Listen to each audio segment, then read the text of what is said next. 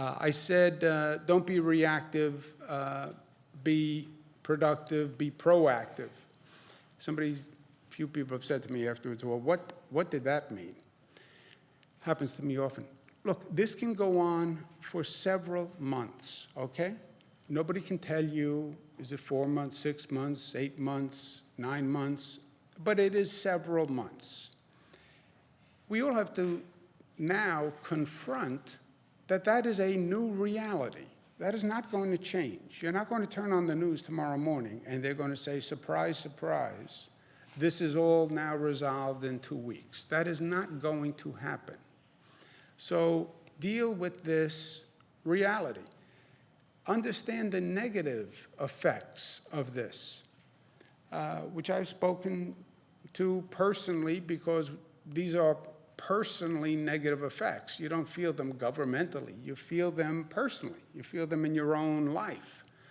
And don't underestimate the emotional trauma, and don't underestimate the pain of isolation. It is real. This is not the human condition. Not to be comforted, not to be close, to be afraid and you can't hug someone. Billy and Steve walked in today. I hadn't seen them in months. I can't shake their hands. I can't hug them. You know, this is all unnatural. My daughter came up. I can't even really give her the embrace and the kiss that I want to give her. This is all unnatural and disorienting. And it's not you. It is everyone. It's the condition. And we are going to have time. And the question is, how do we use this time positively? Also, at the same time, we have to learn from this experience because we were not ready to deal with this. And other situations will happen. Other situations will happen. And let's at least learn from this to be prepared for the next situation, as dramatic as this one has been. Also, finding the silver lining, the positive. Life is going to be quieter for a matter of months. Everything will function, life will function, everything will normal operations, there won't be chaos.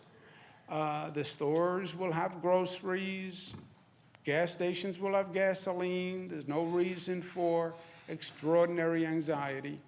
But it is going to change. You won't be at work. You can't be sitting in restaurants. You're not going to be going to birthday parties. You don't have to go to business conferences on the weekends. There's less noise.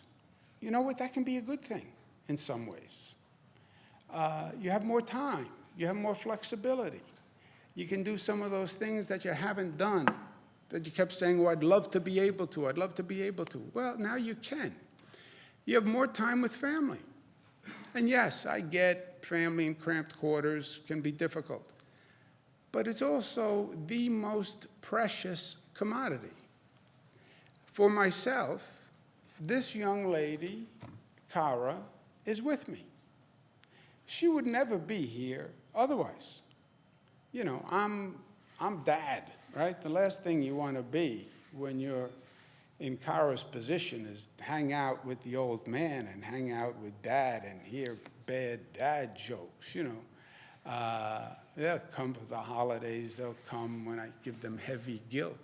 But I'm now going to be with Cara literally for a few months.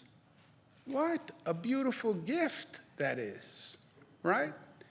I would have never had that chance. And that is precious. And then after this is over, she's gone. She's flown the nest. You know, she's going to go do her thing. But this crazy situation, as crazy as it is, gave me this beautiful gift. So one door closes, another door opens. Think about that. And As I said, normal operations will continue. As I've said from day one, the level of anxiety was not connected to the facts. There is no chaos.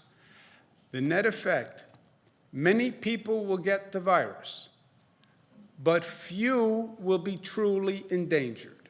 Hold both of those facts in your hands.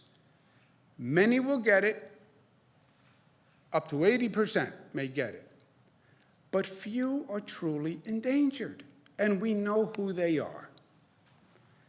Realize the time frame that we're expecting, make peace with it, and find a way to help each other through this situation, because it's hard for everyone. And the goal for me, socially distanced, but spiritually connected. How do you achieve socially distanced, but spiritually connected?